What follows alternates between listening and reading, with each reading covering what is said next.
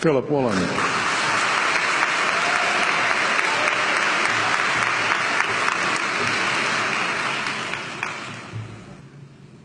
King Lear, late at night on the cliffs, asks the blind Earl of Gloucester, "How do you see the world?" And the blind man Gloucester replies, "I see it feelingly." And shouldn't we all?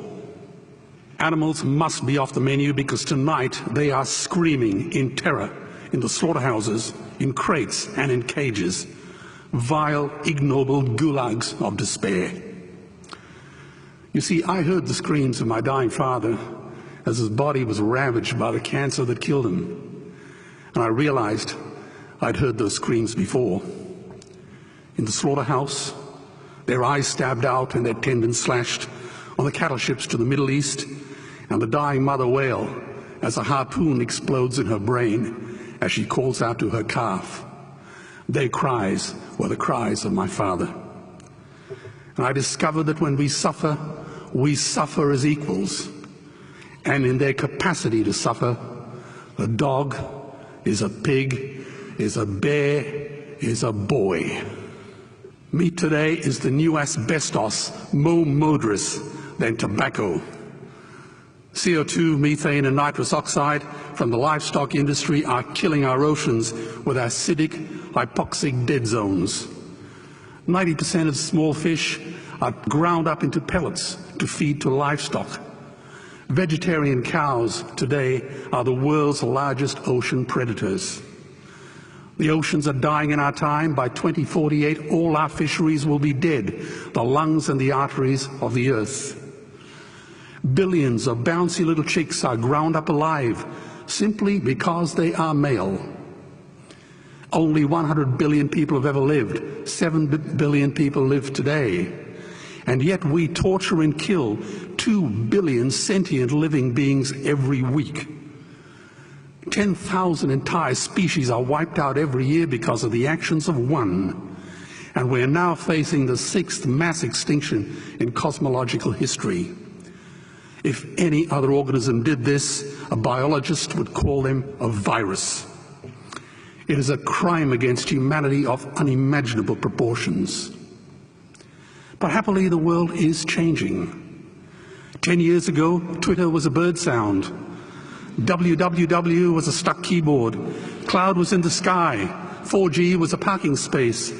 Google was a baby's burp. Skype was a typo. And Al-Qaeda was my plumber. Victor Hugo said, "There is nothing more powerful than an idea whose time has come." Well, animal rights today is now the greatest social justice issue since the abolition of slavery. Do you know there are over 600 million vegetarians in this world? And that is bigger than the United States, England, France, Germany, Spain, Italy, Canada, Australia, New Zealand, all put together. If we were one nation, we would be bigger than the 27 nations of the European Union. Can you believe that? And despite this massive demographic footprint, we are still drowned out by the raucous hunt and shoot and killing cartels who believe that violence is the answer when it should not even be a question. Meat kills animals, kills us, and is killing our economies. Medicare has already bankrupted the United States. They will need $8 trillion invested in Treasury bills just to pay the interest, and they have precisely zero. They could shut down every school, Army, Navy, Air Force, Homeland Security, Marines, CIA, and FBI, and they still will not have the money to pay their doctor bills. And our Cornell and Harvard say that the optimum amount of meat in a healthy human diet is precisely zero. Water, as you know, is the new oil. Nations will soon be going to war for it. Underground aquifers that took millions of years to fill are now running dry. It takes 50,000 liters of precious drinking water to make 1 kilo of beef. Today, 1 billion people are hungry. 20 million people will die from malnutrition. Cutting meat by only 10% will feed 100 million people, and eliminating meat will end starvation forever. If everyone ate a Western diet, we would need 2 planet Earths to feed us. We've only got one, and she is dying. Greenhouse gas emissions from livestock is 50% greater than transport, as Peter said. Cars, trains, buses, ships, lorries, the whole lot. And as I travel around the world, I see poor countries who sell their grain to the West while their own children starve in their arms. And the West feeds it to livestock so we can eat a steak? Am I the only one who sees this as a crime? Believe me, every morsel of meat we eat is slapping the tear-stained face of a hungry child. When I look into her eyes, do I remain silent? The earth can produce enough food for everyone's need, but not enough for everyone's greed. We are facing the perfect storm. If any nation had developed weapons that could wreak such havoc on the planet, we would launch a preemptive military strike and bomb it back into the Bronze Age. But it's not a rogue state, it's an industry. The good news is we don't have to bomb it. We can just stop buying it. Sir George Bush was wrong. The axis of evil does not run through Iraq, Iran, or North Korea. It runs through our dining tables. Weapons of mass destruction are our knives and forks. Our proposition is the Swiss Army knife of the future. It solves our environmental, water, human health problems and ends cruelty forever. The Stone Age didn't end because we ran out of stones. This cruel, disgusting industry will end because we run out of excuses. Meat is like the 1 and 2 cent coins. It costs more to make than it's worth. And I come from the bush. Farmers are the ones with the most to gain. Farming won't end, it would boom.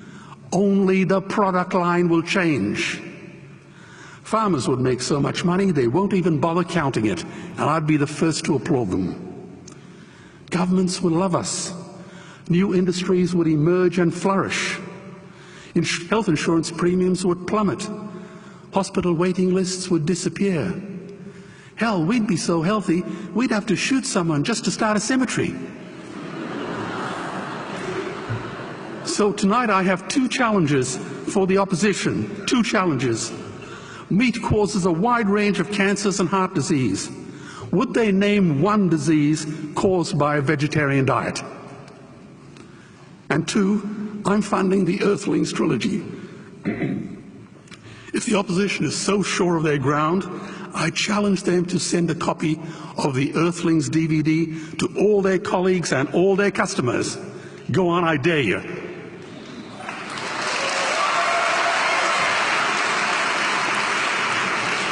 Animals are not just other species, they are other nations, and we murder them at our peril. The peace map is drawn on a menu. Peace is not just the absence of war, it is the presence of justice. Justice must be blind to race, color, religion, or species. If she's not blind, she will be a weapon of terror. And tonight, there is unimaginable terror in those ghastly Guantanamos we call factory farms or slaughterhouses. Believe me, if slaughterhouses had glass walls, we wouldn't be having this debate tonight. You see, I believe another world is possible. And on a quiet night, I can hear her breathing. Let's get animals off the menu and out of these torture chambers. Please vote tonight for those who have no voice. Thank you.